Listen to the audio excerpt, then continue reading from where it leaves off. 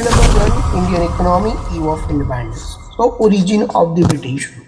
Generally ये जो chapter जो है वो क्या शो करता है, जनरली ये जो चैप्टर आपके लिए शो करता है कि ईव ऑफ इंडिपेंडेंस के टाइम आपकी इकोनॉमी क्या थी, कैसी थी, और ब्रिटिशर्स आने के बाद इकोनॉमी की कंडीशंस क्या हुई। तो सबसे पहले origin of the British rule. तो ब्रिटिश रूल ओरिजिन आपका कब हुआ था?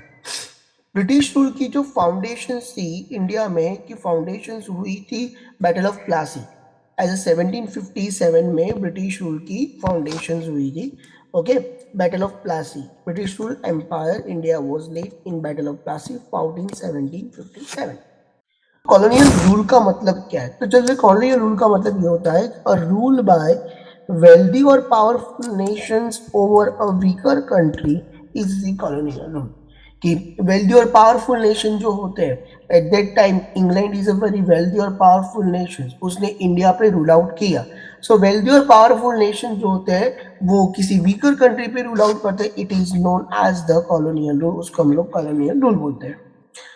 नेक्स्ट जो है कि भाई low level of economic development under the colonial rule. की कॉलोनियल रूल के टाइम इकोनॉमिक डेवलपमेंट क्या था, तो उसका हमने एक नेमोनिक्स बनाया हुआ है कि वेल्पा। देन तो सबसे पहले what is the meaning of well? Well that means well known handicraft industry. Okay, then after WEL, well known handicraft industry. Then after next L for low level of national income and per capita income, and P for prosperous economy, or A for agrarian economy. So it is known as the WELPA. So prosperous, सबसे पहले हम लोग शुरू करते हैं prosperous कि Indian economy जो थी कि एज द इंडिपेंडेंट थी, सेल्फ रिलायंट थी और प्रॉस्परस इकोनॉमी थी। यानी लाइक लोग जो है वो अपने हिसाब से काम करते थे, अपने नीड्स के लिए काम करते थे और किसी पे डिपेंडेंस नहीं था, ओनली एंड ओनली वो सेल्फ रिलायंट थे। सेकेंड की Indian economy agrarian economy. India में मेजोरिटी लोग रूरल एरिया में रहते हैं। ओके, इंडिया की मेजर पॉपुलेशन रूरल एरिया में रहती है और एग्रीकल्चर उनका मेन सोर्स ऑफ इनकम है, इसलिए हमारी जो इकोनॉमी जो है उसको हम लोग कौन सी इकोनॉमी बोलते हैं? एग्रेरियन इकोनॉमी बोलते हैं। उसके बाद जो है कि well known handicraft industry. India was also known as the well handicraft, well known for handicraft industry. साथ में इंडिया किसके लिए जाना था कि India is known as the field of the cotton, silk, textile, metal, precious stone etcetera, इसके लिए जाना जाता था। सो हैंडीक्राफ्ट प्रोडक्ट जो है वो हमारी वर्ल्ड वाइड फेमस थी। तो और क्योंकि हमारी जो क्वालिटी थी वो फाइनेस्ट क्वालिटी थी, हमारा मटेरियल भी बहुत अच्छा था और हमारी जो क्राफ्टमैनशिप थी वो भी बहुत ही अच्छी थी। सो दैट्स व्हाई कि हमारी handicraft industry very well known थी। उसके बाद जो है कि low level of national income and per capita income. तो लाइक ब्रिटिशर्स ने ऐसा कोई सिंसियर अटेम्प्ट किया ही नहीं, ब्रिटिश गवर्नमेंट ने। तो सम इंडिविजुअल्स अटेम्प्ट हुए बाय एक्सपर्ट जैसे like Dadabhai Naoroji, William Digby, VK Rao, RC Desai. ये सारी चीजें आपको as a one liner questions में पूछी जा सकती है या आपको MCQ में भी पूछी जा सकती है। Most of the study disclose that the country growth. उन्होंने एट दैट टाइम कंट्री की इकोनॉमी को स्टडी किया तो उनको पता चला कि भाई half of the 28th century के टाइम कि इंडिया का ग्रोथ रेट लेस देन 2% था और इंडिया का इनकम का ग्रोथ रेट था 0.5%। कितना था? 0.5%। This is a point for a low level of economic development under the colonial rule. Next जो है यहाँ पे एग्रीकल्चर सेक्टर्स। सो प्री ब्रिटिशर्स, ये जो क्वेश्चन जो है वो बहुत ही मोस्ट IMP क्वेश्चन है। ओके, कौन सा क्वेश्चन है? मोस्ट IMP क्वेश्चन है। So during the pre British period the condition of the Indian agriculture जो थी वो इतनी सेटिस्फैक्ट्री वाली सिचुएशंस नहीं थी, राइट? क्योंकि इंडियन इकोनॉमी किसके अंडर में थी? ब्रिटिश कॉलोनियल रूल के अंडर में थी और उन्होंने मेजर इंपैक्ट किस सेक्टर्स पे किया था कि मेजर इंपैक्ट उन्होंने एग्रीकल्चर सेक्टर्स पे किया था।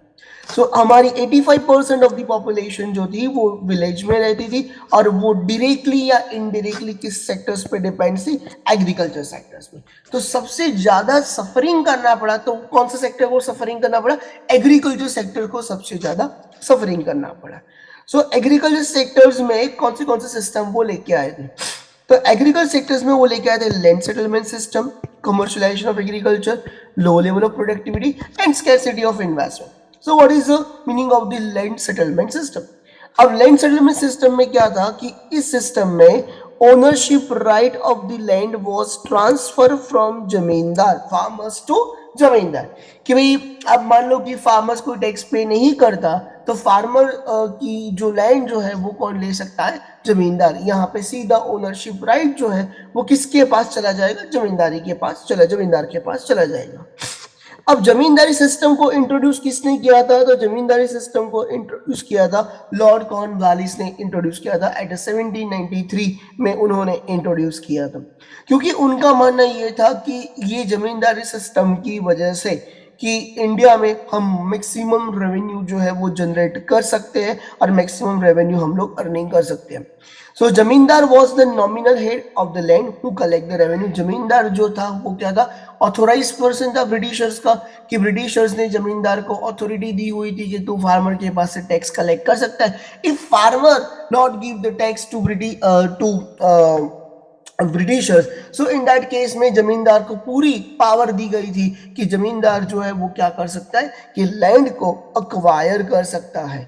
सो द जमींदार and the colonial government did not nothing improve the condition of the agriculture, कि एग्रीकल्चर का कोई भी डेवलपमेंट हुआ नहीं। फिर उसके बाद जो आता है कमर्शलाइजेशन ऑफ एग्रीकल्चर। अब ब्रिटिशर्स जानते थे कि भाई फूड ग्रेन से ज़्यादा कि मार्केट में, इंटरनेशनल मार्केट में कैश क्रॉप की डिमांड्स बहुत ज़्यादा है। सो कमर्शलाइजेशन ऑफ एग्रीकल्चर का मतलब ये होता है कि production of the crop for sale in the market rather than for self consumption. कि ब्रिटिशर्स को पता था कि इंटरनेशनल मार्केट में कैश क्रॉप भी डिमांड ज्यादा है और Indian economy basically self reliant economy थी, वो अपने नीड्स के हिसाब से बनाती थी। तो ब्रिटिशर्स ने सबसे पहले इंडियन एग्रीकल्चर को कमर्शलाइज किया। उन्होंने फार्मर्स को बताया कि आप क्रॉप ज्यादा प्रोड्यूस करो, जितना ज्यादा क्रॉप प्रोड्यूस करोगे वही क्रॉप हम लोग इंटरनेशनल मार्केट में बेचेंगे। सो उससे जो पैसा मिलेगा उससे सर्टेन मनी हम आपको भी प्रोवाइड करेंगे और उससे हमें भी बेनिफिट्स होगा और आपको भी बेनिफिट्स होगा। सो कमर्शलाइजेशन ऑफ एग्रीकल्चर का मतलब ये होता है कि क्रॉप जो है वो हम लोग कहाँ पे इंटरनेशनल मार्केट में सोल्ड कर सकते हैं, not for self consumption. During the British rule farmer जो है कि भाई were given the high price, कि ब्रिटिशर को पता था कि मैंने जो पहले ही बताया कि भाई फार्म इंटरनेशनल मार्केट में कैश क्रॉप की ज़्यादा प्राइस है, तो ब्रिटिशर जो है वो फार्मर को एंकरेज कर रहे थे कि आप कौन सा क्रॉप कीजिए, कि आप ना कैश क्रॉप कीजिए। ओके अब कैश क्रॉप में कौन सी चीज आती है? कॉटन, जूट, एक्सेट्रा, ये सारी चीजें आती है। और फार्मर मैक्सिमम जो है वो फूड ग्रेन की जगह पे कैश क्रॉप करने लगा। अब हुआ यूं कि फूड ग्रेन की स्कैरसिटी हुई, फूड ग्रेन की डिमांड इंक्रीज हुई, लेकिन सामने सप्लाई बहुत कम था। तो फूड ग्रेन की डिमांड प्राइसेस क्या हुई कि फूड ग्रेन की प्राइसेस जो है वो ज्यादा इंक्रीज हुई। By offering the high price the Indian farmers were attractive production commercial crop instead of the food crops. So food grain की price क्या होगी? food grain की price ज़्यादा होगी. So extent of commercial agriculture so far as to make many farmer purchase the food requirement shops and town. वो कहाँ से food purchase करते थे? shops and town से करते थे. Next is the low level of productivity. अब ना कि लैक ऑफ इरिगेशन फैसिलिटी, की इंडिया में इतनी इरिगेशन फैसिलिटी थी नहीं एट दैट टाइम, और फर्टिलाइजर का यूज भी बहुत नेग्लिजिबल था, और टेक्नोलॉजी की तो बात ही नहीं थी कि लैक ऑफ टेक्नोलॉजी थी। सो यहाँ पे लाइक कल्टीवेटर जो है उनके पास कि न रिसोर्सेज थे न कुछ था। So the cultivator had neither means nor any incentive, और जो लैंड कल्टीवेट करता था उनको कोई इंसेंटिव मिलता था, ना पैसे मिलते थे, ना कोई बंदा एग्रीकल्चर में इन्वेस्टमेंट करने के लिए रेडी था। सो उस और दूसरा कि जमींदार जो है वो लैंड अक्वायर तो कर रहा, लेकिन जमींदार के कोई भी रूट जो थे वो लाइक विलेज तक नहीं थे, had no roots in the villages. while the British rule spent on कि ब्रिटिशर भी वो स्पेंड कर, लेकिन कितना स्पेंड करते थे? बहुत ही कम स्पेंड करते थे, लिटल ऑन एग्रीकल्चर या technical and mass education. So ultimately agriculture sectors के पीछे बहुत ही कम पैसा जो इन्वेस्ट होता था, और कम पैसा इन्वेस्टमेंट होने की वजह से एग्रीकल्चर की प्रोडक्टिविटी क्या हो गई? कम हो गई। Next is the scarcity of investment. Some farmer जो है उन्होंने अपनी क्रॉपिंग पैटर्न जो है वो चेंज कर दी, वो फूड क्रॉप से कमर्शियल क्रॉप में आ गए। So larger sections of the tenant, small farmers, labour, न उनके पास रिसोर्सेज है, न टेक्नोलॉजी है, न इंसेंटिव है, न कोई इन्वेस्टमेंट करने वाला है एग्रीकल्चर सेक्टर्स में। तो एग्रीकल्चर सेक्टर्स में क्या था? Scarcity of investment one of the reason यही था कि एग्रीकल्चर सेक्टर्स की प्रोडक्टिविटी कम होना। So there are 4 points. कौन से पॉइंट्स है? सबसे पहले लैंड सेटलमेंट सिस्टम। तो एक गो थ्रू कर लेते हैं कि what is the land settlement system. तो लैंड सेटलमेंट सिस्टम में क्या है कि इन दिस सिस्टम में कि ओनरशिप राइट जो है वो फार्मर से जमींदार को ट्रांसफर हो जाती है। लैंड सेटलमेंट सिस्टम कौन लेके आया था? लॉर्ड कॉर्नवालिस लेके आए थे, जिनका मेन इंटेंशन ये था कि इंडिया में जमींदारी सिस्टम के थ्रू हम लोग मैक्सिमम रेवेन्यू जनरेट करेंगे। फिर उसके बाद जो है कमर्शलाइजेशन ऑफ एग्रीकल्चर। तो कमर्शियल ऑफ एग्रीकल्चर का मतलब ये है कि भाई आप क्रॉप जो है क्या कर सकते हो कि मार्केट में सोल्ड कर सकते हो रादर देन सेल्फ कंजम्पशन। सो यहाँ पे ब्रिटिशर्स जानते थे कि कैश क्रॉप की प्राइस बहुत ज़्यादा है। सो वो क्या करते थे कि फार्मर्स को एंकरेज करते थे कि आप ना फूड ग्रेन की जगह पे कैश क्रॉप बनाइए, और वो कैश क्रॉप की बहुत हाई प्राइस ऑफर कर रहे थे। इसकी वजह से फूड ग्रेन की स्कैरसिटी हुई और फूड ग्रेन की प्राइस भी हाई हुई। लेकिन वही फार्मर को फूड ग्रेन्स लेने के लिए अब विलेज की कोई शॉप्स और टाउन्स में लेने के लिए जाना पड़ता था। लो लेवल ऑफ प्रोडक्टिविटी, अब ना इरिगेशन फैसिलिटी थी, ना फर्टिलाइजर था, ना टेक्नोलॉजी थी। तो उसकी वजह से हुआ यूँ कि भाई कल्टीवेटर जो है वो उतना इंटरेस्टेड नहीं था, क्योंकि उनको पैसा भी नहीं मिल रहा था और कोई इन्वेस्टमेंट भी नहीं करा था एग्रीकल्चर सेक्टर्स में। ब्रिटिशर्स इन्वेस्ट कर रहे थे, बहुत कम इन्वेस्टमेंट कर रहे थे। सो ओवरऑल एग्रीकल्चर सेक्टर्स की प्रोडक्टिविटी क्या हो गई? कम हो गई। दूसरा है कि स्कैरसिटी ऑफ इन्वेस्टमेंट। तो सम ऑफ द फार्मर जो है उन्होंने क्रॉपिंग पैटर्न को क्या कर दिया कि चेंज कर दिया, फूड ग्रेन की जगह पे कैश क्रॉप कर दिया। और large section tenant, small farmers और लेबर, उनके पास ना रिसोर्सेज, ना टेक्नोलॉजी, ना इंसेंटिव, कुछ भी नहीं था इन एग्रीकल्चर में इन्वेस्टमेंट करने के लिए। सो एग्रीकल्चर में क्या था? Scarcity of investment. उसके बाद जो है इंडस्ट्रियल सेक्टर्स। सो इंडस्ट्रियल सेक्टर्स में जनरली ये इंडस्ट्री सेक्टर्स जो था बेसिकली ब्रिटिशर के टाइम तो इतना इंडस्ट्रियल सेक्टर्स हमारा डेवलप नहीं हुआ, बट सम इंडियन इंडस्ट्री थी कि जो सर्टेन स्पेशल प्रोडक्ट्स बनाती थी और उसकी वर्ल्ड वाइड क्या थी कि वर्ल्ड वाइड उसकी रेपुटेशन थी। So India was particularly well known for its handicraft industry or like agriculture. So India could not develop the sound industrial base under the British rule. यानी basic industry जिसको बोली जाए, जैसे cement की industries है और like technology की industries है, मशीनरी की इंडस्ट्रीज है, तो ऐसी बेसिक इंडस्ट्री इंडिया में हुई नहीं। So industrial sectors under the British rule क्या था? तो सबसे पहले deindustrialisation, decline handicraft industry. British government थी सिस्टमेटिकली डिस्ट्रॉय कर दिया उन्होंने हैंडीक्राफ्ट इंडस्ट्री को, बिकॉज द उनके पीछे ये हैंडीक्राफ्ट इंडस्ट्री को डिक्लाइन करने के लिए पीछे टू मोटिव्स थे। कौन से मोटिव थे? सबसे पहला मोटिव था कि वो यहाँ से रॉ मटेरियल, इंडिया से रॉ मटेरियल लेते थे। वो किस रेट पे लेते थे? वेरी चीप रेट पे लेते थे। और वो कहाँ पे बेचते थे? इंग्लैंड बेचते थे, राइट, या ब्रिटेन बेचते थे, उनकी मॉडर्न इंडस्ट्री को डेवलप करने के लिए। दूसरा कि वहां पे जो प्रोडक्ट्स बन के आते थे वो प्रोडक्ट्स जो है वो इंडिया में सोल्ड होते थे, राइट, और वो भी किस प्राइस पे सोल्ड होते थे? हाई प्राइस पे सोल्ड होते थे। So this is known as the twofold policy. This policy को हम लोग क्या बोलते हैं? टू फोल्ड पॉलिसी बोलते हैं। कभी आपको एग्जाम में पूछे कि what is the meaning of twofold policy, तो टू फोल्ड पॉलिसी है कि रॉ मटेरियल जो है वो चीप रेट पे लेके आते थे एंड मॉडर्न इंडस्ट्री के चीप रेट पे इंडिया से लेते थे, और वो ब्रिटेन में मॉडर्न इंडस्ट्री को देते थे, वहां पे फिनिश गुड्स बन के वो कहाँ पे था? इंडिया में, और वो हाई प्राइस पे बेचते थे। नेक्स्ट जो है adverse effect of decline handicraft industry. अब ना हैंडीक्राफ्ट इंडस्ट्री पे बहुत एडवर्स इफेक्ट आई। सबसे पहली इफेक्ट आई कि हैंडीक्राफ्ट इंडस्ट्री डिक्लाइन हो गई, जिसकी वजह से लेवल ऑफ अनएम्प्लॉयमेंट जो था वो क्या हुआ? इंक्रीज हुआ। अब लेवल ऑफ अनएम्प्लॉयमेंट इंक्रीज हुआ तो वो लोग जाएंगे कहाँ पे? तो हैंडीक्राफ्ट इंडस्ट्री डिक्लाइन होने की वजह से कि काफ़ी सारे लोग जो थे वो अनएम्प्लॉयड हो गए, क्योंकि उन्होंने सिस्टमेटिकली हैंडीक्राफ्ट इंडस्ट्री को डिस्ट्रॉय कर दिया था। अब काफ़ी सारे जो आर्टिशियंस थे वो आर्टिशियंस किस पे आ गए? एग्रीकल्चर सेक्टर्स पे आ गए। सो एग्रीकल्चर सेक्टर्स पे क्या होने लगा? बर्डन होने लगा, जिसकी वजह से डिस्गाइज अनएम्प्लॉयमेंट होने लगा और एग्रीकल्चर सेक्टर्स में ओवर क्राउडिंग इफेक्ट्स होने लगी। कौन सी इफेक्ट्स होने लगी? ओवर क्राउडिंग इफेक्ट्स होने लगी। नेक्स्ट है important of the finish goods, कि इंडिया जो है वो कि इंडियन गुड्स जो थे, राइट, ब्रिटिशर्स गुड्स के सामने टिक सकते नहीं थे। क्योंकि इंडियन गुड्स हैंडमेड गुड्स है, ब्रिटिश के गुड्स कौन से मशीन मेड गुड्स है, तो वो ब्रिटेन के गुड्स के सामने टिक नहीं सकते थे। और दूसरा, इट एंकरेज द इंपोर्ट, की लोगों को एंकरेज कर रहे थे कि आप यहाँ के गुड्स मत यूज करो, आप फॉरेन के गुड्स यूज करो। तो इंपोर्ट करने के लिए वो क्या कर रहे थे, मोर एंड मोर हमें एंकरेज कर रहे थे। Lake of capital goods industry. अब कैपिटल गुड इंडस्ट्री जो है refers to those industry which can produce the machine tools which are in turn used for producing article for current consumption. So during the British rule at that time बहुत कम हमारे पास capital goods industry थी, कि there was hardly any capital goods industry promote the further industrialization.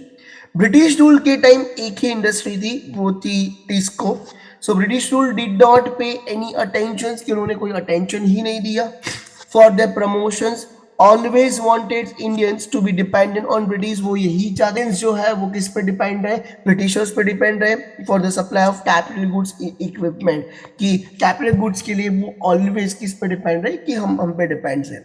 दूसरा, low contribution of the GDP, the growth rate of new industrial sectors, कि its contribution of the GDP remain very small, यानी industrial sector का GDP में जो contribution था वो बहुत ही कम था, यानी ना के बराबर ही ले लो। Limited role of public sectors, तो limited area of operation of the public sector was also significant reason for a drawback of the industrial sector.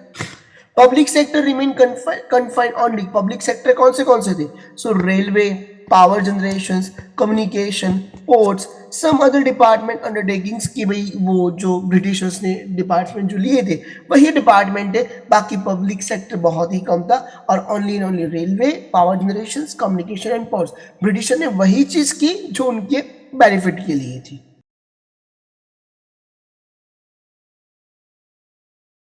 और आपको ये वन लाइनर क्वेश्चन भी पूछेंगे कि भाई modern industry operating during the independence. So 19th century में, कि due to initially the private sectors, कि 19th सेंचुरी में एक मॉडर्न इंडस्ट्री आई थी जिसका नाम था TISCO, Tata iron steel company, right, okay. और वो कब आई थी, 1907 में। Major breakout were setting up Tata and steel company in 1907 Jamshedpur, and few other industry, sugar में, सीमेंट में, पेपर में also came after the second world war. Second world war के बाद ये सारी इंडस्ट्री आई थी, शुगर, सीमेंट, पेपर, ये सारी इंडस्ट्री। नेक्स्ट जो है कि उसके बाद है foreign trade. So foreign trade में यहाँ पे मैंने क्वेश्चन पूछा था, Indian wealth during the British rule. So foreign trade में क्या है कि फॉरेन ट्रेड में बेसिकली 3 कंपोनेंट्स है, कि कौन से कंपोनेंट्स है, export of primary product and import of finish goods. क्या है, export of primary product and import of finish goods. Second जो है monopoly control under the British rule, and third जो है drain of Indian wealth during the British rule. अब क्या कर रहे थे, एक्सपोर्ट ऑफ प्राइम, कि मैंने पहले ही बता दिया था कि India became exporter of the primary product, जैसे कि रॉ सिल्क है, कॉटन है, वूल्स है, शुगर है, इंडिगो है, जूट है, एक्सेट्रा इज। एंड इंपोर्टर कौन सी गुड्स का था, सो फिनिश गुड्स का था। कौन सा cotton, silk, woollen clothes, capital goods like machinery, इन सब का इंडिया क्या था, कि इंडिया इंपोर्टर था, और एक्सपोर्टर किस चीज का था, raw silk, cotton, wool, sugar, indigo and jute. Clear. Second है कि monopoly under the British rule, कि British government maintain the monopoly control Indian export and import.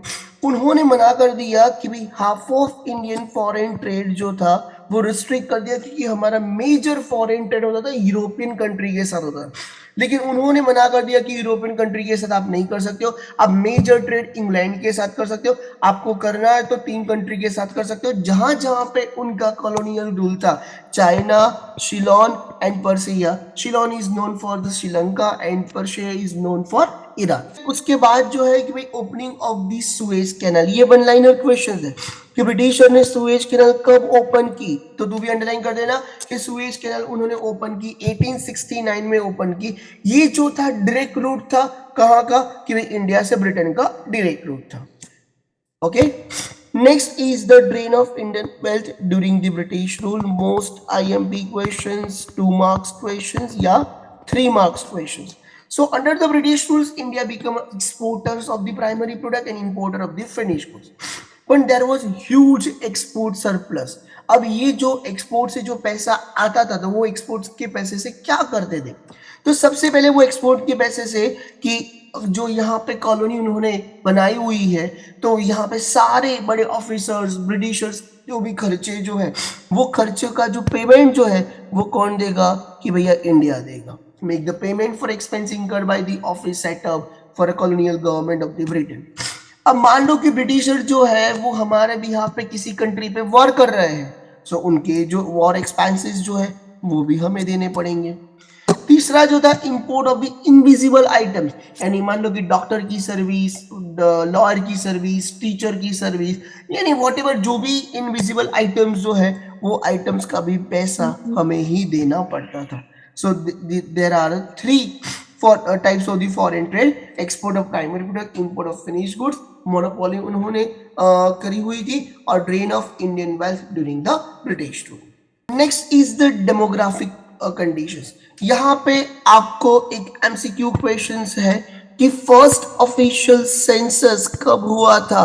So first official census हुआ था 1881 में हुआ था. कब हुआ था फर्स्ट ऑफिशियल सेंसस? 1881 में हुआ था. यहाँ पे इक्वेशंस आ सकता है कि why India is why 1921 is year of the great divide. So क्यों 1921 ईयर ऑफ ग्रेट? तो यहाँ पे दो स्टेज ऑफ ट्रांजिशन है. So first stage of transition में क्या हुआ कि भाई हाई बर्थ रेट था एंड हाई डेथ रेट था. सेकेंड ट्रांजिशन में क्या हुआ कि डेथ रेट फ्लक्चुएट होने लगा year to year. As a consequence की पॉपुलेशन की साइज क्या होने लगी कि पॉपुलेशन की साइज ऑलमोस्ट इंक्रीज होने लगी. और जब पॉपुलेशन की साइज इंक्रीज होने लगी, और वो भी कब कि आफ्टर 1921 के बाद. सो इसलिए 1921 को हम लोग क्या बोलते हैं? ईयर ऑफ ग्रेट डिवाइड बोलते हैं. नेक्स्ट उसके बाद जो है कि डेमोग्राफिक कंडीशंस के कौन से जो कंपोनेंट्स है. तो सबसे पहला जो कंपोनेंट्स है high birth rate and death rate. दूसरा कंपोनेंट्स है कि इन्फेंट मोर्टर रेट. तीसरा extreme low literacy rate. Fourth है low life expectancy. Fourth is a poor health facility and wide spread poverty. फिर से एक बार कि कौन सा है कि high birth rate, second is a high infant mortality rate, third is a extremely low literacy rate, fourth is a low life expectancy, fifth is a poor health facility, and sixth is a widespread poverty. तो one by one करते हैं कि high birth rate और वो क्या है. Generally, high birth rate and death. So birth rate refers to number of children born for 1,000 in. Birth rate का मतलब होता है कि number of children born for 1,000 in a year. कि एक साल में कितने बच्चे born होते हैं. Okay, so as compare to 1000 के मान लो कि से फॉर एग्जांपल कि 1000 के सामने कितने नंबर ऑफ बच्चे बॉर्न होते हैं. So is known as the birth rate. Death rate कि 1000 के सामने पॉपुलेशन हमारी मेजरमेंट है, 1000 का मेजरमेंट है, इसलिए कि पर 1000 कितने लोगों की डेथ होती है. से फॉर एग्जांपल पर 1000 डेथ होती है 25 लोगों की. So it is known as the death rate. So death rate refers number of people dying per 1000 per in a year. So हमारा birth rate and death rate बहुत ही high था. हमारा birth rate 48 था and birth rate and death rate was very high at nearly 48 and 40,000 respectively. Birth rate 48 and death rate था 40 था. दूसरा जो है extremely low literacy rate. So literacy rate जो था refers the total number of literate person. कितने literate person है. So what is the meaning of the literate person? जो बंदा एजुकेटेड हो, लेकिन एजुकेटेड का मतलब क्या है? जो पढ़ लिख सकता है. It is known as the literate person. So at that time overall literacy 16% थी, लेकिन उसमें से ओनली एंड ओनली 7% फीमेल जो थी वो लिटरेट थी. बाकी के मेल लिटरेट थे. बाकी की पॉपुलेशन इलिटरेट पॉपुलेशन थी. उसके बाद जो है poor health facility. So poor health facility were either unavailable large mass of population की. इंडिया में एट दैट टाइम कोई भी हॉस्पिटल्स अवेलेबल नहीं थी, न डिस्पेंसरी सेंटर्स अवेलेबल थे. So like large mass of population को कवर करने के लिए कोई भी अच्छी वाली हॉस्पिटल अवेलेबल नहीं थी, इसलिए पुअर हेल्थ फैसिलिटी थी. हाई इन्फेंट मोर्टेलिटी रेट, तो इन्फेंट मोर्टेलिटी रेट का मतलब क्या है कि इन्फेंट मोर्टेलिटी रेट का मतलब है refers to number of infants dying before the reaching the 1 year of age per thousand, यानी 1000 के सामने 1000 के सामने मान लो कि 40 बच्चों बॉर्न होते हैं, 40 में से 10 बच्चे ऐसे हैं जो before the age of 1 year उनकी डेथ हो जाती है. So this is known as infant mortality rate. Okay, so infant mortality हमारा बहुत ही हाई था, 218 पर थाउजेंड था इन 2017. देन इन्फेंट मोर्टेलिटी 33 पर थाउजेंड 2018, एंड इन्फेंट 32 पर थाउजेंड. देन आफ्टर वो डिक्लाइनिंग होके कितना हुआ कि 32 हुआ. तो 2017 में 33 था और 2018 में 32 था, इफ माय मिस्टेक नहीं है. हाँ, नहीं है मिस्टेक. नेक्स्ट है लो लाइफ एक्सपेक्टेंसी. अब लाइफ एक्सपेक्टेंसी का मतलब है कि भाई एवरेज नंबर ऑफ इयर्स, कि बंदा एवरेजली कितने number of years like expect करता है कि वो जिएगा, right. So life expectancy was also very slow. At that time हमारी लाइफ एक्सपेक्टेंसी 32 इयर्स थी. एट प्रेजेंट हमारी लाइफ एक्सपेक्टेंसी कितनी है? 69 इयर्स है. नेक्स्ट जो है कि wide spread of the poverty. अब wide spread of the poverty कि there was no reliable data, कि हमें पता नहीं है कि कब पॉवर्टी आई. पर जनरली हम लोग ऐसा मान के चलते कि हमारे पास ऐसा कोई डेटा भी नहीं है. पर जनरली हम लोग मान के चलते हैं कि भाई पॉवर्टी कब आएगी, जब कॉलोनियल रूल था तब पॉवर्टी आएगी, कि क्योंकि कोई रिलायबल डेटा नहीं है और जब कॉलोनियल रूल आया तब भी पॉवर्टी आई हुई थी. सो दैट्स वाई कि पॉवर्टी भी क्या हो गई, इंक्रीज. नेक्स्ट जो है कि भाई ऑक्यूपेशन स्ट्रक्चर. तो ऑक्यूपेशन स्ट्रक्चर जो है वो डिवाइड 3 सेक्टर्स में किया गया है. Primary sectors, secondary sectors and tertiary sectors. तो प्राइमरी सेक्टर्स में क्या आता है? तो प्राइमरी सेक्टर्स में आता है land, water, subsoil, assets etcetera. For example farming, fishing, mining, animal husbandry, forestry, ये सारे प्राइमरी सेक्टर्स में. सेकेंडरी सेक्टर्स में क्या आएंगे कि जो फर्म एंगेज जो है converting sugar cane into sugar, construction companies, power generation, ये सभी किस में आएंगे? सेकेंडरी सेक्टर्स में आएंगे, बिकॉज ये जो किस पे डिपेंड है? प्राइमरी सेक्टर्स पे डिपेंड है. टर्शियरी सेक्टर्स में एंटायर सर्विसेज आएगी, जैसे ट्रांसपोर्ट है, एजुकेशन है, फाइनेंस है, गवर्नमेंट एडमिनिस्ट्रेशन है, ये सारी सर्विस किस में आएगी? टर्शियरी सेक्टर्स में आएगी.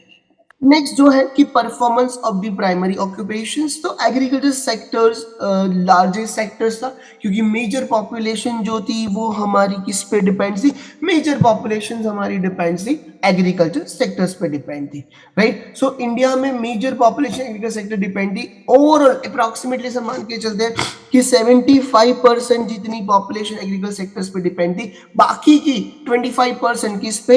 इंडस्ट्री एंड सर्विस सेक्टर्स पे डिपेंड थी. किस पे डिपेंड थी?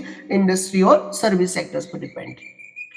फिर उसके बाद जो है कि रीजनल वेरिएशंस. तो रीजनल वेरिएशंस में क्या आया कि some state witness decline dependence of the workforce, कि किस स्टेट में, ये 2 मार्कर्स में पूछा जा सकता है या 1 मार्क्स में पूछा जा सकता है. Some state witness decline dependence workforce on agriculture sectors, कि कौन से स्टेट में वर्कफोर्स जो थी वो एग्रीकल्चर सेक्टर से कन्वर्ट होके सर्विस सेक्टर्स में आ गई. तो Tamil Nadu, Andhra Pradesh, Kerala, Karnataka, Maharashtra and West Bengal. Okay, so काफी सारे स्टेट जो थे वो स्टेट क्या कि भाई increase the workforce on agriculture sectors. तो कौन से स्टेट थे वैसे? उड़ीसा, राजस्थान एंड पंजाब. कौन से स्टेट थे जहां पे वर्कफोर्स जो है वो एग्रीकल्चर सेक्टर से डिक्लाइन होके सर्विस और इंडस्ट्री में आ गई? Tamil Nadu, Andhra Pradesh, Kerala, Karnataka, Maharashtra and West Bengal. कौन से स्टेट थे कि जहां पे वर्कफोर्स इंडस्ट्री सर्विस सेक्टर्स में लेकिन एग्रीकल्चर सेक्टर्स में इंक्रीज हुई? तो Orissa, Rajasthan and Punjab. Clear. Next उसके बाद जो है कि भाई इंफ्रास्ट्रक्चर. तो इंफ्रास्ट्रक्चर में हम लोग बात करें सबसे पहले roads. So roads that were build primary serve as a interest of the mobilizing the army and shifting the raw material. कि रोड उन्होंने इसलिए बनाए कि भाई एक तो उन्होंने आर्मी को मूव ऑन करने के लिए, मोबिलाइजेशन करने के लिए और रॉ मटेरियल शिफ्ट करने के लिए. So British rule could not accomplish much construction, कि उन्होंने इतना कंस्ट्रक्शन कंप्लीट नहीं किया था. उन्होंने टोटल रोड कितने बनाए थे? 155,000 किलोमीटर जितने रोड बनाए थे। और ये जो रोड डिपार्टमेंट है उन्होंने पीडब्ल्यूडी को दिया था, that means public works department. ये स्पेसिफिक डिपार्टमेंट था, ये डिपार्टमेंट रोड और सारी चीजें वो देखता था। उसके बाद जो रेलवे है, तो उन्होंने फर्स्ट रेलवे, यहाँ पे काफी सारे बच्चे मिसगाइड होते हैं। फर्स्ट रेलवे कब इंट्रोड्यूस हुई थी? तो 1850 में। यहाँ पे अंडरलाइन कर देना कि फर्स्ट रेलवे जो है वो इंट्रोड्यूस कब हुई थी? 1850 में हुई थी। And the railway affected structure Indian economy. तो रेलवे ने कैसे इंडियन इकोनॉमी को इंप्रूव किया? तो सबसे पहले लॉन्ग डिस्टेंस ट्रैवल के लिए रेलवे इज मोस्ट इंपॉर्टेंट। दूसरा कि कमर्शलाइजेशन ऑफ एग्रीकल्चर, क्रॉप को एक जगह से दूसरी जगह पे बेचने में रेलवे इज मोस्ट इंपॉर्टेंट। और तीसरा कि ज्योग्राफिकल एंड कल्चरल बैरियर्स को रेलवे ने रिमूव किया, यानी साउथ से लेके नॉर्थ से लेके ईस्ट से लेके पूरी कंट्री में घूमती है। So geographical and cultural barriers को उन्होंने क्या किया? रिमूव किया।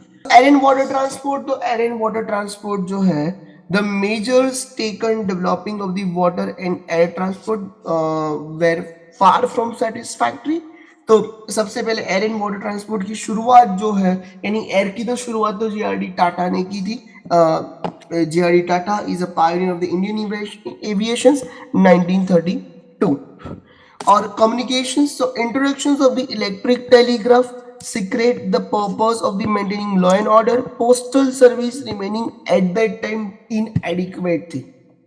तो ब्रिटिशर्स ने कौन से पॉजिटिव कंट्रीब्यूशंस किए? सो ब्रिटिशर्स ने सबसे पहला पॉजिटिव कंट्रीब्यूशन किया कि हमारी इकोनॉमी को मॉनेटरी इकोनॉमी में कन्वर्ट किया। पहले हमारी इकोनॉमी में बार्टर सिस्टम चलती थी, तो उसकी जगह पर उन्होंने मॉनेटरी सिस्टम में कन्वर्ट किया। दूसरा, effective administration setup. So British government ने यहाँ पे क्या किया कि एफिशिएंट एडमिनिस्ट्रेशन सिस्टम को उन्होंने बनाया, क्योंकि आज इंडिया में जो पॉलिटिकल की देन है वो ब्रिटिशर की वजह से, कि वो जो एडमिनिस्ट्रेशन सेटअप जो है वो बना के गए थे।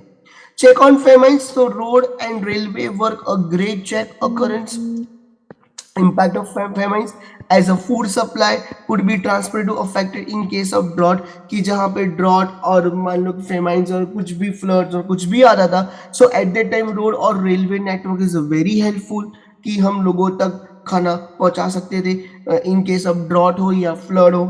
बेटर मीन्स ऑफ ट्रांसपोर्टेशन, तो development of the road and railway provide cheap and rapid transport system, कि इंडियन रेलवे सबसे rapid and cheap transportation system थी, जिसकी वजह से इकोनॉमिक में नई नई अपॉर्चुनिटी मिली और ग्रोथ भी हुआ।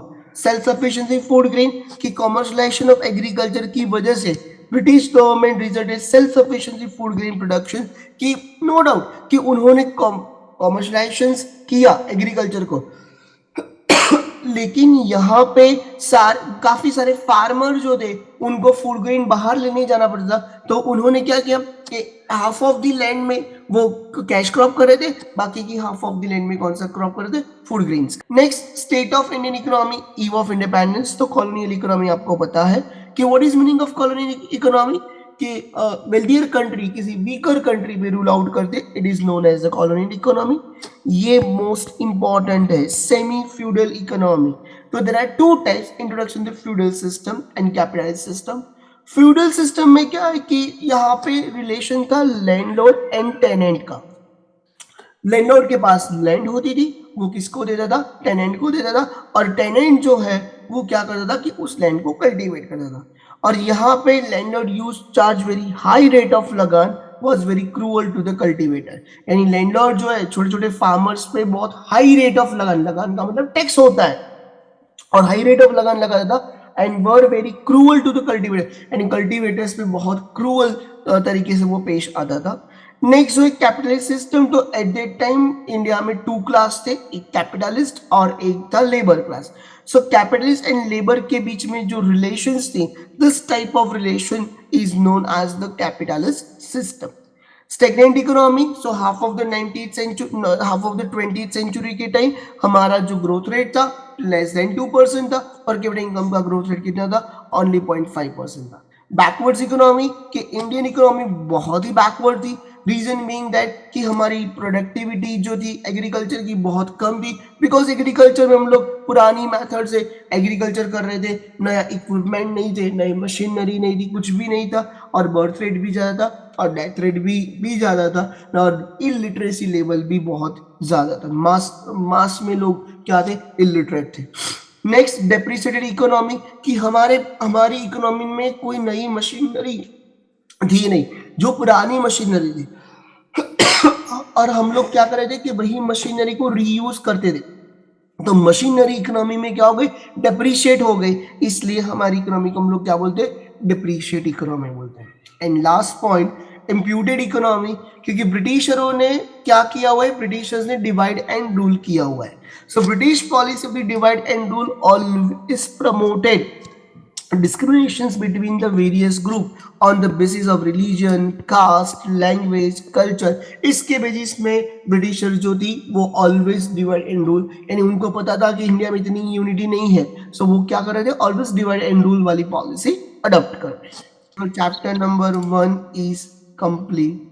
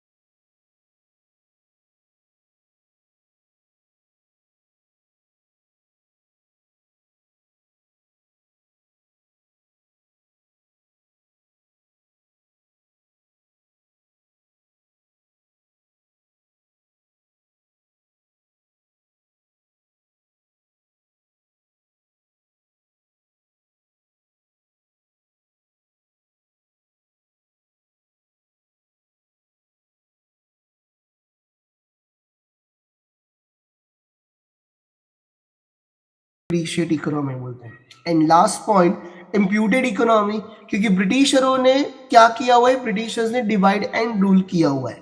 So British policy of the divide and rule always promoted discriminations between the various group on the basis of religion, caste, language, culture। इसके बेसिस में ब्रिटिशर जो थी वो ऑलवेज डिवाइड एंड रूल, यानी उनको पता था कि इंडिया में इतनी यूनिटी नहीं है, सो वो क्या कर रहे थे, ऑलवेज डिवाइड एंड रूल वाली पॉलिसी अडॉप्ट कर रहे थे। क्लियर बेटा? हाँ sir. Then, so your chapter number 1 is complete.